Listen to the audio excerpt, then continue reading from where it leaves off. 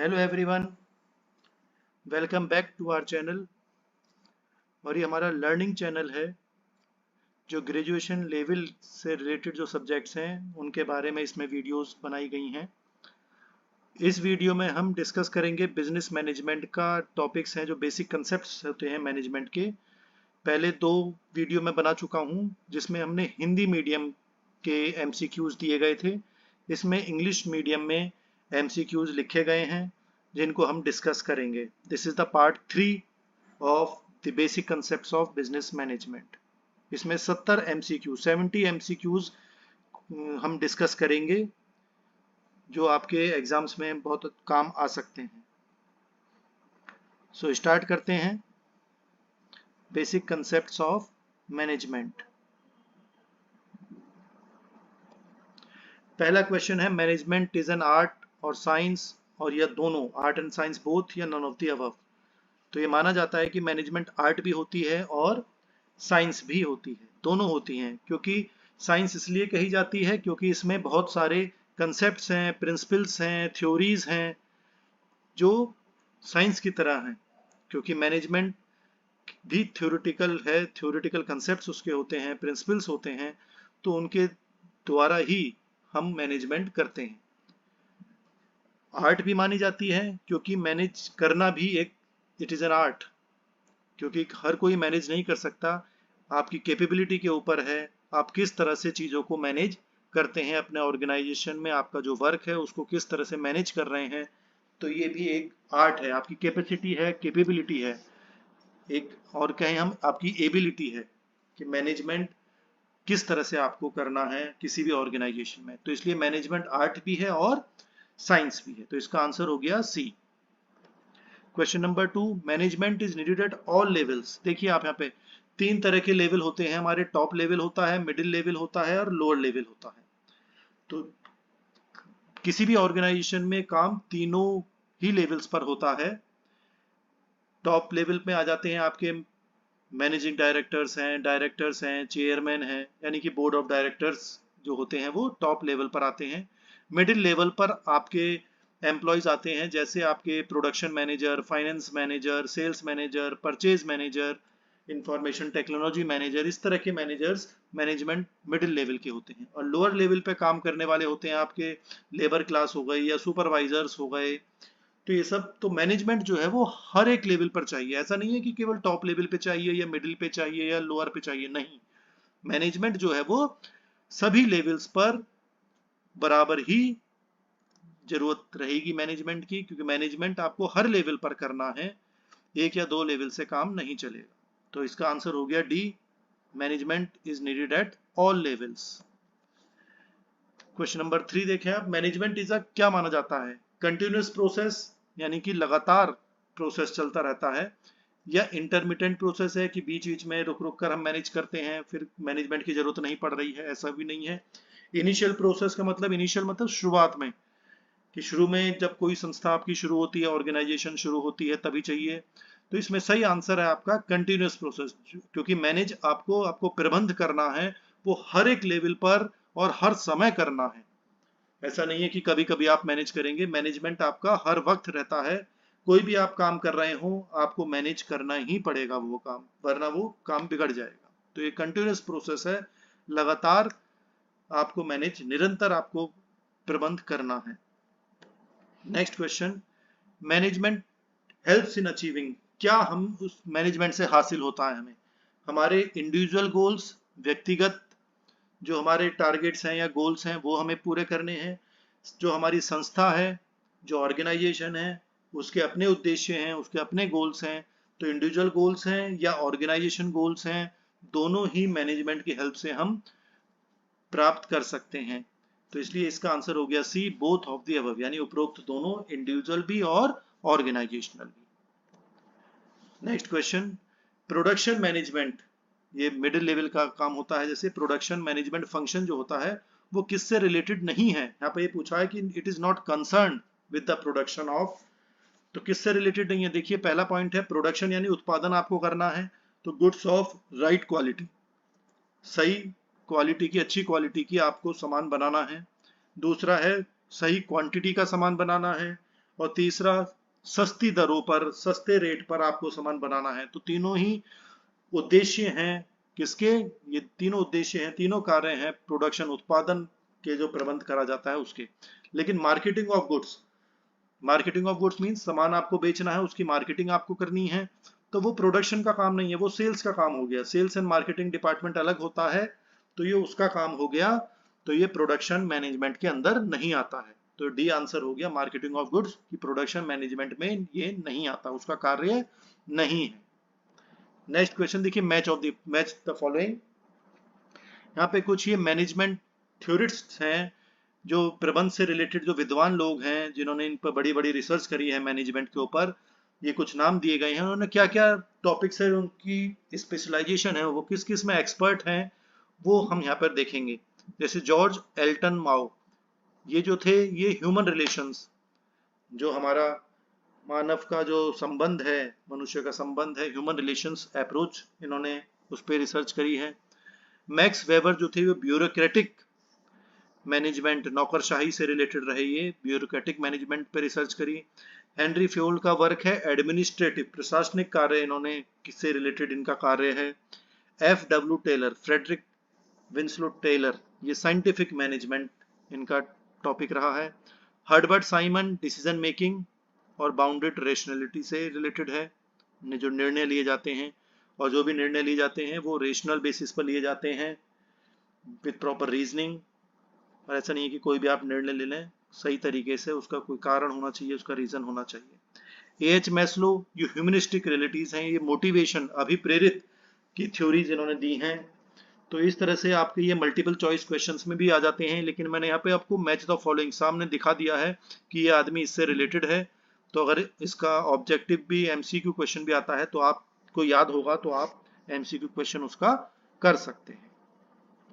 Next question, इनकी date of birth भी जिनकी मुझे मिल पाई है, देखिए जॉर्ज एल्टन माओ 1880 में इनका जन्म हुआ था। मैक्स वेबर का 1864 में, हेनरी फ्योल का 1841 में, और F.W. टेलर का 1856 में, यानी 19वीं सदी के ही सब लोग हैं ये। तो ये भी क्वेश्चन में आ जाता है कि उनका कब जन्म हुआ है, उनकी जन्म वर्ष कौन सा है, तो आपको ये भी याद होना चाहिए। नेक्स्ट क्वेश्चन, हेनरी फ्योल की जन्म की बात करते हैं, उनका जन्म हुआ था कहां पर, देखिए ए आंसर है इसका, फ्रांस में, ये फ्रांस में पैदा हुए थे।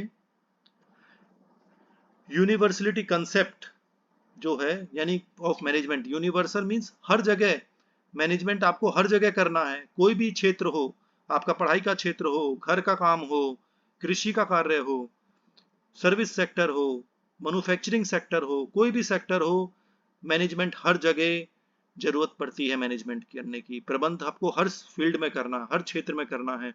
तो ये जो कंसेप्ट दिया गया है, ये हेनरी फ्योल ने दिया था, तो इसका आंसर हो गया बी।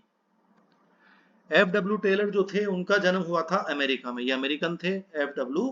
टेलर, तो इसका आंसर हो गया सी, अमेरिका। एल्टन माओ जो थे, वो ऑस्ट्रेलिया के थे, उनका जन्म ऑस्ट्रेलिया में हुआ, तो इसका आंसर हो गया सी। ये हॉथरॉन एक्सपेरिमेंट्स करे गए थे, ये वेस्टर्न इलेक्ट्रिक कंपनी थी, वहां पर ये कंडक्ट करे गए थे, रिसर्च करी गई थी, तो ये वेस्टर्न इलेक्ट्रिक कंपनी में करी गई थी। अब आगे बात करते हैं प्रिंसिपल्स ऑफ मैनेजमेंट, प्रबंध के सिद्धांत। प्रबंध के सिद्धांत जो थे वो हेनरी फ्योल ने दिए थे, 14 सिद्धांत उन्होंने दिए थे, तो वो किसने दिए थे, हेनरी फ्योल ने। तो यहाँ पे देखिए क्वेश्चन ये भी पूछा भी गया है, हेनरी फ्योल ने कितने सिद्धांत दिए, 11, 12, 13, 14, तो 14 प्रिंसिपल्स दिए थे, 14 सिद्धांत दिए थे उन्होंने, तो उसका आंसर हो गया D. Pioneer of human relations, ये मैच द फॉलोइंग में भी हमने देखा था, ह्यूमन रिलेशंस के जो रिसर्च कंसेप्ट था वो दिया था एल्टन मायो ने, तो इसका आंसर बी है। यहाँ पे सी लिख गया है गलती से, ये एल्टन मायो बी माना जाएगा इसका आंसर। हेनरी फ्योल जो थे वो, क्योंकि वो फ्रांस में पैदा हुए थे, तो वो फ्रेंच मैनेजर थे, या इंडस्ट्रियलिस्ट थे, या रशियन थे, या अमेरिकन थे, तो ये फ्रेंच इंडस्ट्रियलिस्ट थे, उद्यमी थे ये, इनके बिजनेस थे। तो हेनरी फ्योल जो थे वो फ्रेंच इंडस्ट्रियलिस्ट थे, उनका अपना फैक्ट्री बिजनेस था, तो इसका आंसर हो गया बी। F.W. टेलर जो थे, जो वो साइंटिफिक मैनेजमेंट है उससे रिलेटेड है, ये F.W. टेलर एक साइंटिफिक मैनेजमेंट के ज्ञाता थे, तो इन्होंने साइंटिफिक मैनेजमेंट के बारे में बताया है। नेक्स्ट, एडमिनिस्ट्रेटिव मैनेजमेंट थ्योरी जो हेनरी फ्यूल ने दी थी वो 1841 से 1925 के बीच में उन्होंने रिसर्च करी थी। उसके बेसिस पर उन्होंने एडमिनिस्ट्रेटिव प्रशासनिक प्रबंध थ्योरी इन्होंने दी थी। तो इसका आंसर हो गया बी। TQM यानी टोटल क्वालिटी मैनेजमेंट। मैनेजमेंट जो होगा ना, टोटल क्वालिटी, हर चीज परफेक्ट होनी चाहिए।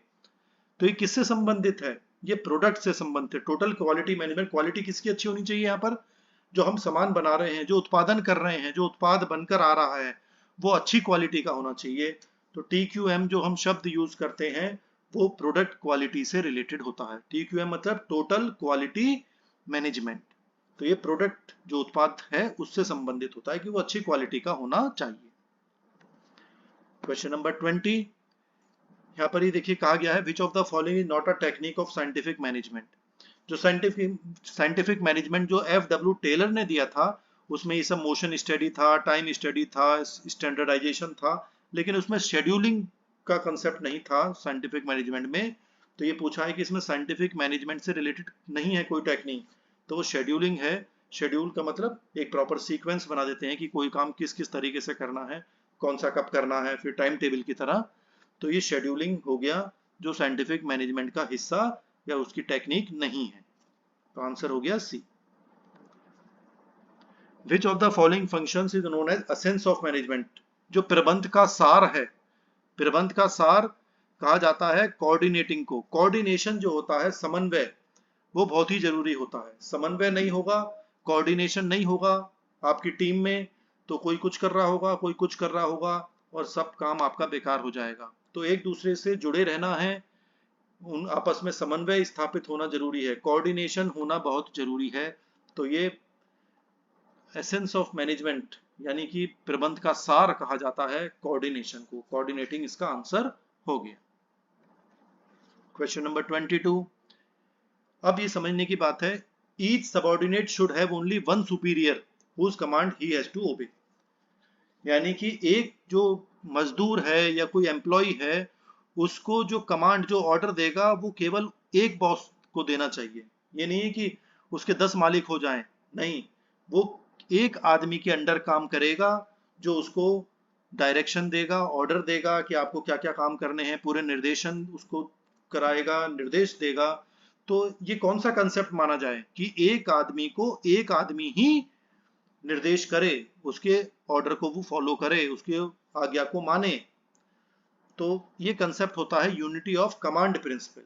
ये जो हेनरी फ्यूल ने दिए थे 14 प्रिंसिपल, उसमें एक ये प्रिंसिपल है यूनिटी ऑफ कमांड प्रिंसिपल। तो यूनिटी ऑफ कमांड का मतलब यही हो गया कि एक आदमी को एक ही सुपीरियर ऑर्डर देगा, जो उसका बॉस है वो एक ही होगा। ये नहीं 10 आदमी कहेंगे तू ये भी कर, तू ये भी कर, तू ये भी कर, नहीं, एक आदमी ही उसको निर्देश देगा कि आपको क्या क्या काम करना। तो उसे हम कहते हैं unity of command principle. Next question, management and administration, प्रबंध और प्रशासन, जो बातें हैं वो दोनों लगभग सेम लगती हैं। तो लगभग ये सेम भी हैं और थोड़ा सा अलग है, क्योंकि प्रबंध तो सब में ही करना है, लेकिन प्रबंध जो होता है वो कार्यकारी संस्था मानी जाती है, कार्यकारी होता है, कार्य करना होता है। और एडमिनिस्ट्रेशन जो होता है, वो प्रशासन होता है, वो नीतियां बनाता है, वो निर्धारण करता है, और मैनेजमेंट कार्य करता है। ये थोड़ा सा अंतर होता है, तो इसलिए कुछ मायनों में ये अलग भी हैं, कुछ मायनों में ये एक जैसा भी है। तो इसका आंसर हो गया सी, पार्टली सेम और पार्टली डिफरेंट। कुछ हिस्सा एक सही है, एक जैसा है, कुछ हिस्सा अलग है। क्वेश्चन 34, एस्प्रिट डी कॉर्प्स, ये भी देखिए सिद्धांत है जो हेनरी फ्यूल ने दिया था। एस्प्रिट डी कॉर्प्स, इसका मतलब होता है यूनिटी इज स्ट्रेंथ। यूनिटी मतलब एकता में ही शक्ति है। ये एस्प्रिट डी कॉर्प्स कहता है कि आप किसी संस्था में काम कर रहे हैं, अगर सब मिलजुल कर काम करेंगे तभी आप अपने उद्देश्यों को पूरा कर पाएंगे। जैसे क्रिकेट की टीम होती है तो उसमें एकता बनी होनी चाहिए कि सब मिलजुल के खेलें। ऐसा नहीं है कि बैट्समैन कहते मैं तो सही नहीं खेलूंगा, बॉलर कहते कि मैं बॉलिंग सही से नहीं करूंगा, तो गड़बड़ हो जाएगा, मैच हार जाओगे। तो एस्प्रिट डी कॉर्प्स का मतलब होता है एकता में ही शक्ति है, कि मिलजुल के सबको एक साथ रहना है और सब मिलजुल कर काम करना है। तो उसे हम एस्पिरिट डी कॉर्प्स कहा करते हैं। यूनिटी इज स्ट्रेंथ, तो इसका आंसर हो गया ए। क्वेश्चन 25, जो टेलर्स का फंक्शनल ऑर्गेनाइजेशन होता है उसमें गैंग बॉस कहा गया है। गैंग बॉस का काम होता है setup tools and machines for work. ये टूल्स है जो मशीन्स के कार्य, मशीन को सही करना है, उनके जो सामान होता है, औजार होते हैं उसके, उनको सबको सेट करना है जिससे सही से काम हो सके। तो वो कौन काम करता है? गैंग बॉस नाम दिया गया है उसको। तो इसका आंसर हो गया ए। क्वेश्चन नंबर 26, देखिए, allotment of work to each worker on the basis of the capacity of an average worker functioning in the normal working conditions. ये साइंटिफिक टास्क प्लानिंग कहा जाता है। ये पॉइंट है कि हर एक आदमी को उसके मतलब जितने भी वर्कर हैं आपके, उनको उनकी कैपेसिटी के हिसाब से नॉर्मल कंडीशंस में काम देना चाहिए। यानी कि कोई जो आदमी जिस काम को अच्छी तरीके से कर सके उसको वही काम देना है। और normal working conditions, average worker होने चाहिए। ऐसा नहीं है कि कुछ को ज्यादा काम मिल रहा है, कुछ को कम काम मिल रहा है, ऐसा भी ना हो। नॉर्मल वर्किंग कंडीशंस होनी चाहिए, अच्छी कंडीशंस होनी चाहिए जिसमें वो आराम से कार्य कर सकें। और कैपेसिटी, जिस आदमी को जो कार्य के लिए उसकी क्षमता है उस हिसाब से उसको काम देना चाहिए। तो ये साइंटिफिक टास्क प्लानिंग कहा जाता है कि साइंटिफिक वे में, वैज्ञानिक वे में आपको टास्क दिया गया है, उसकी प्लानिंग नियोजन करा जा रहा है। क्वेश्चन 27, ये भी देखिए बहुत समझने की बात है। When management pays attention to more important areas and when the day-to-day routine problems are looked after by lower level management। क्या मतलब हुआ इसका? इसका अर्थ है कि जो प्रबंधक हैं, बड़े मैनेजर्स हैं, तो वो ऐसा नहीं है कि वो छोटे मोटे काम भी करेंगे और अपना भी काम करेंगे, तो फिर डिस्टरबेंस हो जाएगी, गड़बड़ हो जाएगा सब काम।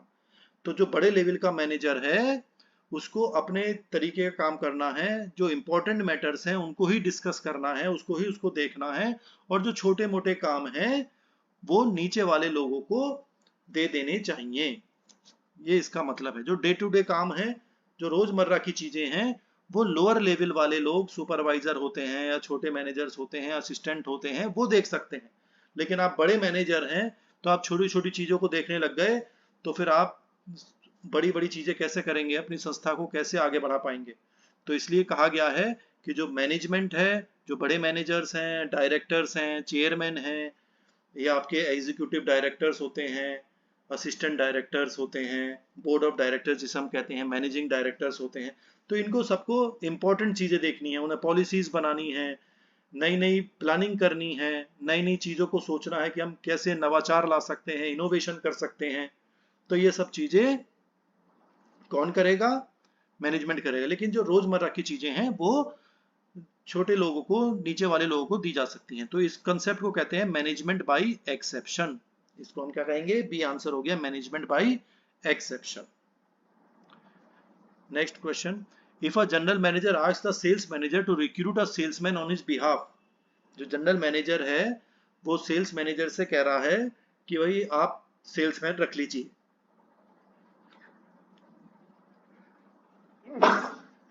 तो आप सेल्समैन रख लीजिए हमारे बिहाफ पर, कि मैं तो कहीं बाहर जा रहा हूँ, समझ लीजिए कि एग्जाम्पल ले लें कि मैं बाहर जा रहा हूँ, आप सेल्समैन रख लीजिएगा, उसका इंटरव्यू वगैरह ले लीजिए, नया सेल्समैन को अपॉइंट कर लीजिए।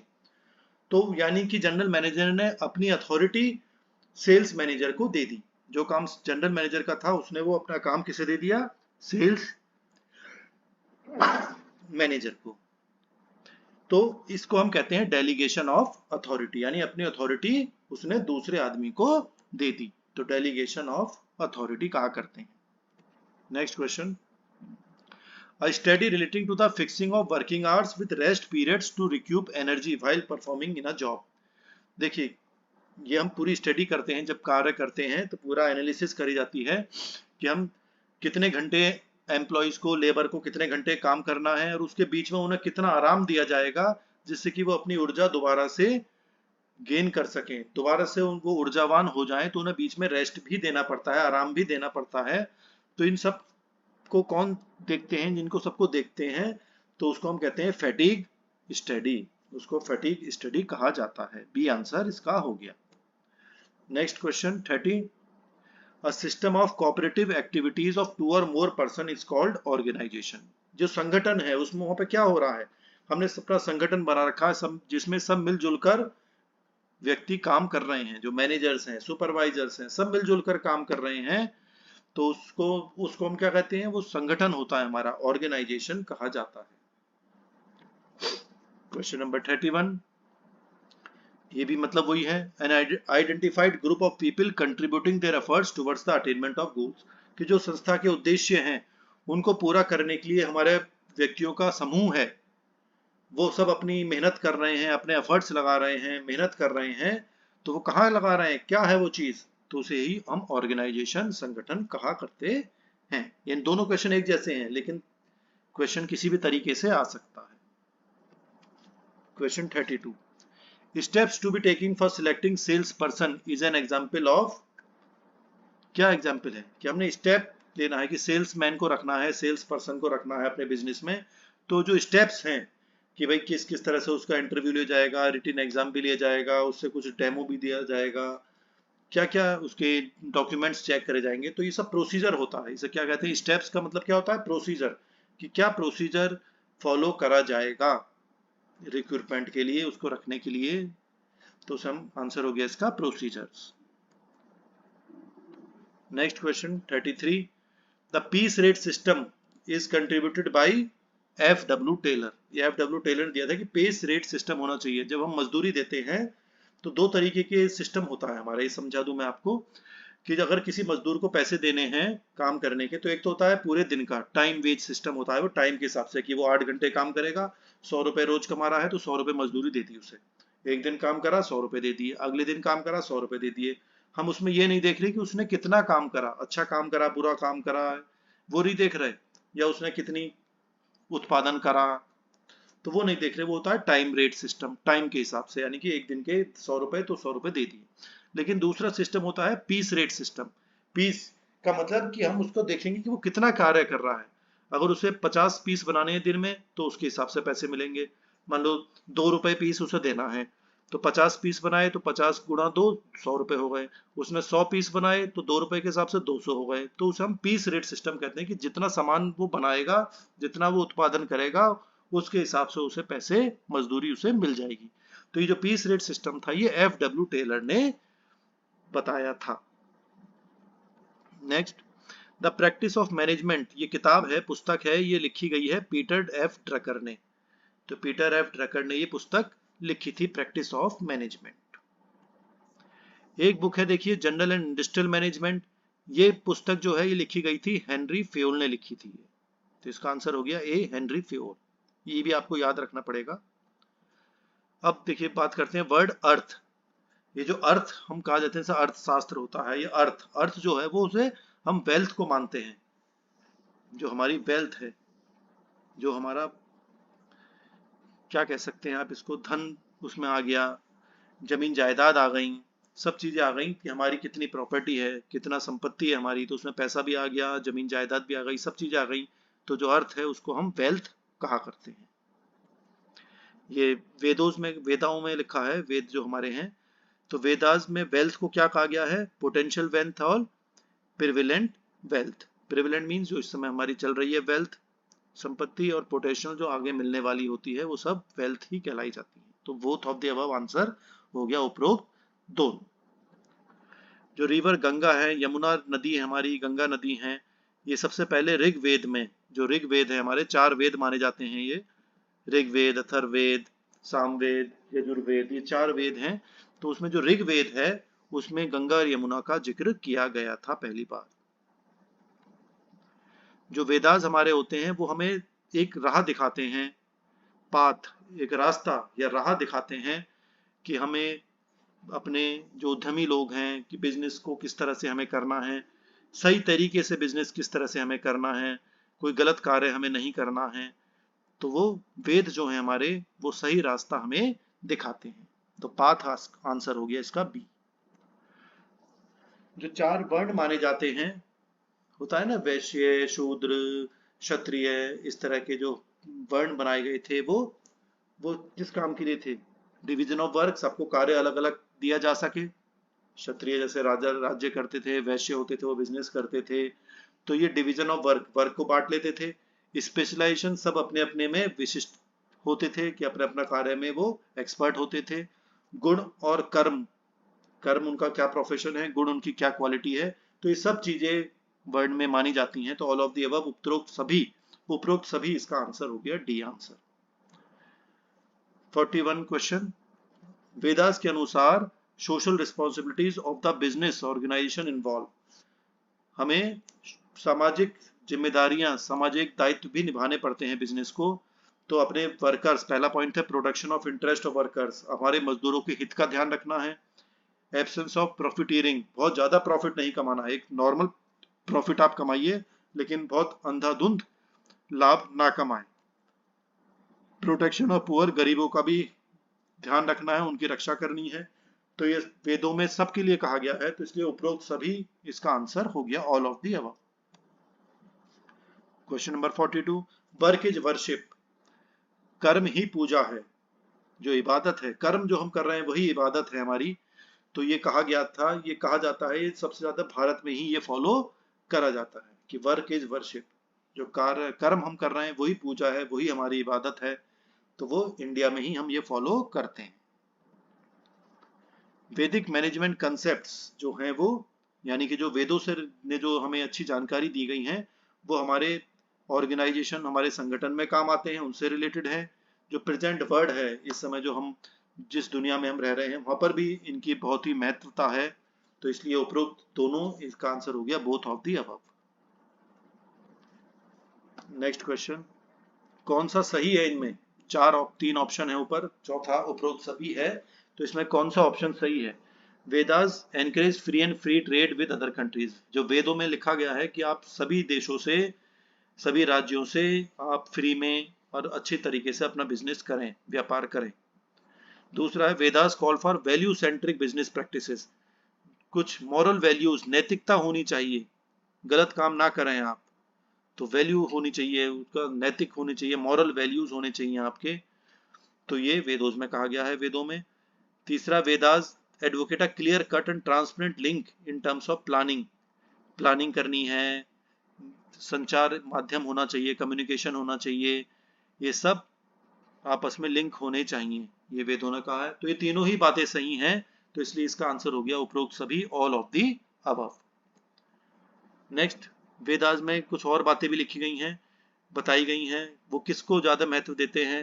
ह्यूमन रिसोर्स रेम्युनरेशन प्रैक्टिस, कि मजदूरों को, लोगों को, मानव संसाधन जो है उनको कितना पैसा मिलना चाहिए, कैसे पैसा मिलना चाहिए, और महिलाओं को बराबरी का दर्जा देना चाहिए, उनके साथ कोई भेदभाव नहीं होना चाहिए, ऐसा वेदों में लिखा गया है, उस पर वो महत्व देते हैं इन दोनों बातों को। तो इसलिए इसका आंसर उपरोक्त दोनों हो गया, बोथ ऑफ दी अबव।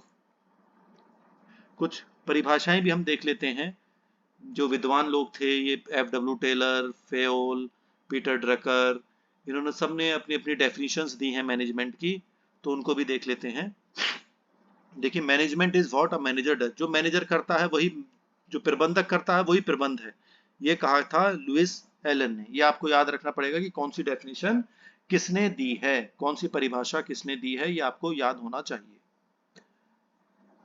ये to manage is to forecast, manage करना क्या है? फोरकास्ट है, आगे की प्लानिंग करनी है, आगे के बारे में सोचना है, ऑर्गेनाइज करना, संगठित होना है, कमांड देना है, ऑर्डर देना है, कोऑर्डिनेट, समन्वय स्थापित करना है, और नियंत्रण करना है। ये डेफिनेशन दी है हेनरी फेओल ने, ये आंसर हो गया इसका। Next, management is the art of getting things done through and with an informally organised group है। ये किसने दी है? ये हैरोल्ड कुंट्ज ने दी है, कि मैनेजमेंट जो है वो काम करना है, खुद भी करना है और उस ऑर्गेनाइजेशन में करना है। तो ये सब मैनेजमेंट की डेफिनेशन दी है हैरोल्ड कुंट्ज ने। Management is the art and science of decision making and leadership, ये डेफिनेशन डोनाल्ड जे क्लफ ने दी है। वो कहते हैं जो प्रबंध है वो विज्ञान भी है, कला भी है, निर्णय लेने का, और जो लीडरशिप है, जो नेता होते हैं, लीडर, आगे कैसे, जो बड़े बड़े क्या कह सकते हैं, मैनेजर्स हैं, तो वो लीडर माने जाते हैं उसमें, कि अपनी टीम को लीड कर रहे हैं, कि वो उनके अंदर सब लोग काम कर रहे हैं। तो लीडर अच्छा होगा तो काम भी अच्छा ही होगा। तो ये डोनाल्ड जे क्लफ ने डेफिनेशन दी थी। नेक्स्ट, ये लॉरेंस ए एप्ली ने डेफिनेशन दी है, बी आंसर है इसका। Management is the development of people not the direction of things. ये कहते हैं जो प्रबंधन हम कर रहे हैं वो जो व्यक्ति हैं उनका विकास करने के लिए है, चीजों को नहीं निर्देश नहीं देना, उनको डायरेक्शन नहीं देना है, हमें पीपल को डेवलप करना है, जो व्यक्ति उसमें काम कर रहे हैं उनको हमें उनका विकास हमें करना है। तो इसका आंसर हो गया B. Next, F W Taylor की ये डेफिनेशन है, management is the art of knowing what you want people to do and such work is done in an appropriate and economic way. ये प्रबंधन के बारे में बताया गया है कि लोगों को पता होना चाहिए कि पीपल जो आपके अंदर काम कर रहे हैं वो उनको क्या काम करना है, क्या आप उनसे काम लेना चाहते हैं, और वो वर्क सही तरीके से और ज्यादा खर्चीला भी ना हो, इस बात का भी ध्यान रखना है। तो ये एफ डब्ल्यू टेलर ने ये डेफिनेशन दी थी। ये प्रोफेसर थ्यू हेमन की डेफिनेशन है, बी आंसर है इसका।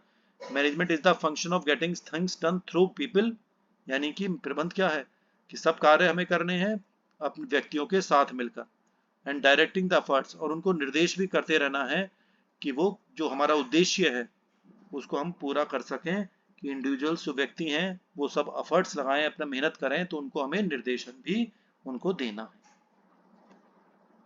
ये स्टैंटले वेंस की डेफिनेशन है, सी आंसर है इसका। Management is simply the process of decision making. ये सिंपल मैनेजमेंट प्रबंध के कहते हैं कि निर्णय लेना और नियंत्रण करना, जिससे कि हम अपने उद्देश्यों को पूरा कर सके, अपने गोल को पूरा कर सके, अपने टारगेट पूरे कर सके, वही प्रबंध कहा जाता है, प्रबंधन माना जाता है। तो ये स्टैनले वेंस ने डेफिनेशन दी है। नेक्स्ट, अब देखिए डेफिनेशंस खत्म हो गई, अब बात करते हैं आगे और क्वेश्चंस की। कौन सी स्किल्स जरूरी होती हैं? टेक्निकल स्किल्स जो टेक्नीशियन होते हैं वो उनके लिए होता है, कंसेप्चुअल स्किल्स ऊपर वालों के लिए होती है, जो टॉप मैनेजमेंट होता है वो कंसेप्ट देखते हैं। लेकिन ह्यूमन रिलेशंस जो है वो हर लेवल पर चाहिए होते हैं। ह्यूमन रिलेशन, आपस में मिलजुल कर रहें, मनुष्य जो है मानव है, मानव संबंध जो है वो हर लेवल पर होना चाहिए, चाहे वो लोअर लेवल हो, अपर लेवल हो या मिडिल लेवल हो। बाकी टेक्निकल है वो तो सुपरवाइजर नीचे वाले लोग देखेंगे, कंसेप्चुअल ऊपर वाले लोग देखेंगे, लेकिन ह्यूमन मानव से संबंधित जो रिलेशन का जो स्किल्स हैं वो हर लेवल पर जरूरत पड़ती है। नेक्स्ट, ये लूथर गुलिक थे जिन्होंने प्रबंध के कार्यों को शॉर्ट में बताया गया है। तो इसका आंसर डी है, देखें आप, POSDCORB। पी का मतलब प्लानिंग, साइड में लिख रखा है देख सकते हैं आप। ओ का मतलब ऑर्गेनाइजिंग, एस का मतलब स्टाफिंग, डी का मतलब डायरेक्टिंग, सी का मतलब सीओ का मतलब कोऑर्डिनेटिंग, आर का मतलब रिपोर्टिंग और बी का मतलब बजटिंग। यानी प्लानिंग करनी है, नियोजन करना है, संगठन बनाना है, स्टाफ रखना है, फिर उनको निर्देश देना है, डायरेक्टिंग हो गया, फिर समन्वय स्थापित करना है सब में, फिर हर चीज का रिपोर्ट भी देनी है कि भाई चीजें सही से काम हो रहा है कि नहीं हो रहा है, और बजट भी बनाना पड़ता है कि भाई धन कहाँ से आएगा, कैसे हम खर्च करेंगे पूरे वर्ष में, तो बजट भी बनाना पड़ता है।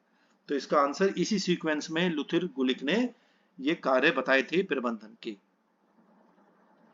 नेक्स्ट, इनको सीरियल में देना है। इंडिकेटर्स हैं, ऑब्जेक्टिव उद्देश्य है, एक्शन प्लान है, रोल हमारा क्या है, मिशन है, नियंत्रण कंट्रोल है, और रिजल्ट क्या क्या है, क्या रिजल्ट एरियाज है हमारे। तो इनका सही सीक्वेंस क्या होगा मैनेजमेंट बाय ऑब्जेक्टिव्स के अंदर? तो इसका देखिए डी आंसर है। फोर्थ नंबर, पहले रोल और मिशन हमें पता होना चाहिए क्या करना है, उसके बाद एरिया देखना है कि हमें किस किस एरिया में काम करना है, की रिजल्ट एरियाज, फिर उद्देश्य हमें पता होने चाहिए, फिर इंडिकेटर किस किस तरह से हमें आगे बढ़ना है, इंडिकेशन होना चाहिए, सिग्नल मिलना चाहिए कैसे कैसे कार्य होना है, फिर उसके बाद कंट्रोल नियंत्रण करना है चीजों को कि सब चीजें सही से हो रही हैं, और उसके बाद तीसरा है एक्शन प्लान। फिर हम एक्शन प्लान लेते हैं कि कोई गड़बड़ भी हो रही है तो हम उस पर एक्शन ले सकें। तो ये सीक्वेंस आपको याद होना चाहिए।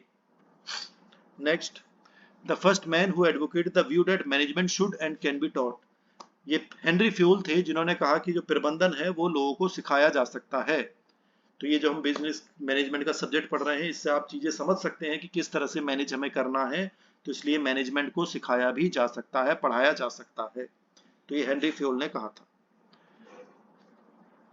Who among the following is treated as the founder of the human relation school? जो ह्यूमन रिलेशंस की बात करी थी वो एल्टन मायो ने करी थी, तो वो उसके फाउंडर माने जाते हैं, Elton Mayo. Next, need hierarchy theory, ये मोटिवेशन के जब चैप्टर आएगा उसमें सीखेंगे। नीड हायर की थ्योरी दी थी ये एएच मैस्लो ने दी थी। ये मोटिवेशन थ्योरी थी कि लोगों की अलग अलग जरूरतों के हिसाब से आप उनको अभिप्रेरित कर सकते हैं, तो ये एएच मैस्लो ने नीड हायर की थ्योरी दी थी। Next question, least preferred coworker model of leadership was developed by Fred Fiedler. Fred Fiedler ने ये लीस्ट प्रेफर्ड कोवर्कर की मॉडल बनाया था लीडरशिप में। जो आइडिया है फंक्शनल फोरमैनशिप का ऑफ सुपरविजन, ये भी एफ.डब्ल्यू. टेलर ने दिया था। ये साइंटिफिक मैनेजमेंट में आता है फंक्शनल फोरमैनशिप, तो ये एफ.डब्ल्यू. टेलर ने ये आइडिया दिया था। Next, the most popular management thinker, जो मॉडर्न टाइम्स में जो मैनेजमेंट के विद्वान रहे हैं वो मैरी पार्केट रही हैं मॉडर्न टाइम्स में। सी आंसर इसका हो गया मैरी पार्केट। नेक्स्ट, जो पहली महिला है जो मैनेजमेंट में मानी जाती हैं अच्छी अथॉरिटी, वो थी लिलियन गिलबर्ट। ये इंदिरा नूई वगैरह तो बाद में आई है। लिलियन गिलबर्ट थी जो फर्स्ट वुमेन अथॉरिटी मानी जाती हैं मैनेजमेंट। जो गोल्स है हमारे, एम्स है, उद्देश्य हैं, मिशन है, टारगेट है, ये सब उद्देश्य माने जाते हैं, ऑब्जेक्टिव्स कहे जाते हैं। इनको अगर इकट्ठा नाम दें तो इनको हम कहेंगे ऑब्जेक्टिव्स, उद्देश्य की क्या गोल है हमारा, क्या टारगेट है, क्या मिशन है, क्या हमें पर्पस फुलफिल करना है, तो ये सब चीजें उद्देश्य मानी जाती हैं। Question number 65, the process of establishing a time sequence, किस किस सीक्वेंस में चलना है, किस समय क्या क्या काम आपको करना है, तो इसको हम शेड्यूल्स कहते हैं। एक शेड्यूल बना लेते हैं, जैसे टाइम टेबल होता है कि कौन से समय में कौन सी क्लास चलेगी, किस समय हमें क्या कार्य करना है, तो ये सब उसे हम क्या कहते हैं, शेड्यूल्स कहा करते हैं। शेड्यूल बना लिया जाता है कि कब कब हमें क्या क्या काम करना है। नेक्स्ट, एक सीक्वेंस, क्रोनोलॉजिकल सीक्वेंस है ये, कि क्या सीक्वेंस हमारा बन रहा है उसे हम प्रोसीजर कहते हैं। कि जब सीक्वेंस बन रहा है कि भाई शेड्यूल बन गया, तो हमें उस क्या प्रोसीजर हमें फॉलो करना है, कि कैसे कैसे कार्य करना है, वो प्रोसीजर्स कहे जाते हैं।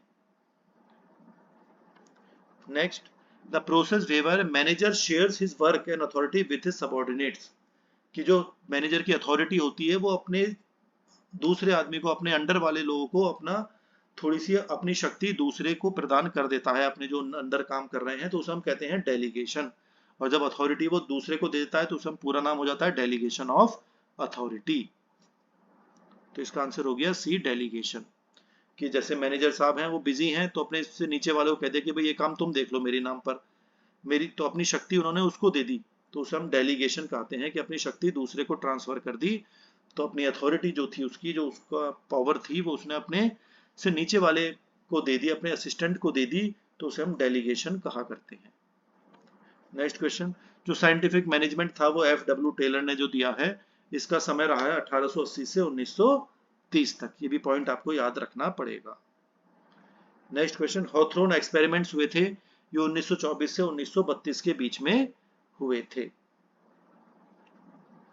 और लास्ट क्वेश्चन हमारा ये कंटिंजेंसी अप्रोच जो होता है, कभी कोई प्रॉब्लम आ जाती है, कोई सिचुएशन खराब हो जाती है, तो इसलिए सिचुएशनल अप्रोच कही जाती है कि समय के हिसाब से हमें चीजें देखनी पड़ती हैं, इमरजेंसी आ जाती है, कुछ प्रॉब्लम हो जाती है, तो उसे वो कंटिंजेंसी अप्रोच कहते हैं, जिसको हम सिचुएशनल अप्रोच भी कहा करते हैं। तो ये हमने 70 MCQ क्वेश्चंस देखे हैं, मल्टीपल चॉइस क्वेश्चंस देखे हैं। इनको आप बार बार देखिए, बार बार समझिए, पढ़िए, और इसकी थ्योरी भी आप अगर बुक से पढ़ेंगे तो आपको ये मल्टीपल चॉइस क्वेश्चंस आसानी से आप कर सकते हैं, आसानी से समझ सकते हैं। तो इसलिए इसका थ्योरी भी आपको पढ़नी चाहिए। फिर भी कोई समस्या हो आप कमेंट बॉक्स में लिख दीजिएगा। Thank you.